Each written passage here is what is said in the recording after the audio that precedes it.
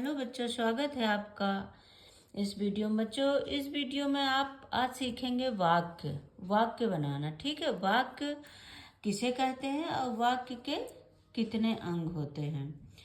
तो पहले आप ये समझिए, वाक्य सार्थक शब्दों का ऐसा समूह जो व्यवस्थित हो और कोई अर्थ देता हो, वाक्य कहलाता है। देखिए, इसको दूसरे शब्दों में हम ऐसे कह सकते हैं कि शब्दों का व्यवस्थित क्रम। ठीक है, शब्दों का व्यवस्थित क्रम और जो अर्थ उसका एक अर्थ आता हो, वह वाक्य है। ठीक है, क्या है? एक जो मतलब कहने का कि जिसमें कर्ता क्रिया कर्म ये सारी चीजें हों और वो व्यवस्थित हो एक वाक्य की तरह, वो वाक्य है। वाक्य के अंग दो होते हैं। ये बच्चों कई बार क्वेश्चन आता है कि वाक्य के कितने अंग होते हैं, उद्देश्य और विधेय। ठीक है, अब ये उद्देश्य क्या होता है और विधेय क्या होता है, यहाँ समझिए। उद्देश्य हम उसे कहते हैं वाक्य में जिसके बारे में कुछ कहा जा रहा हो या बताया जा रहा हो, उसे उद्देश्य कहते हैं। एक शब्दों में कहें तो वाक्य का जो कर्ता होता है, कर्ता ही वाक्य का उद्देश्य होता है। ठीक है, जो कर्ता होता है उसे ही हम उद्देश्य कहते हैं। जैसे यहाँ देखिए, आप एग्जाम्पल से मैं समझाती हूँ, वो आपको समझ में आएगा। क्या करे, पक्षियों ने दाने चुग लिए। क्या है ये? पक्षियों क्या हो गया? ये हो गया कर्ता। ठीक है, और ये दाने चुग लिए, ये आपका विधेय बन गया। किसने चुग लिया? पक्षियों ने। ठीक है, तो ये क्या है? उद्देश्य है और ये क्या है? विधेय है। ठीक है, अभी हमने यही पढ़ा था, मुख्य रूप से कर्ता ही वाक्य का उद्देश्य होता है, जिसके बारे में कुछ कहा जाए। तो यहाँ किसके बारे में कहा जा रहा है? पक्षियों के बारे में।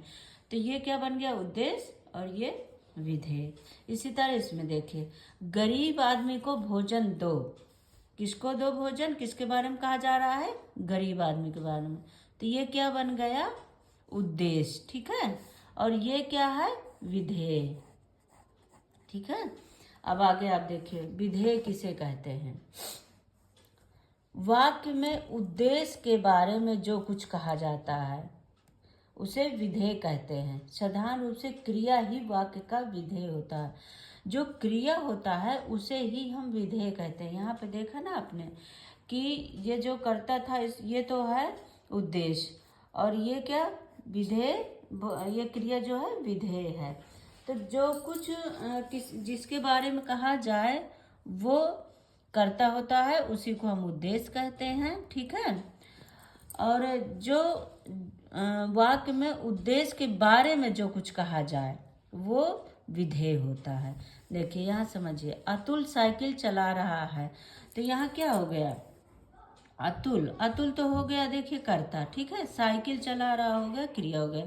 तो ये क्या होगा? ये हो गया उद्देश्य और ये हो गया विधेय।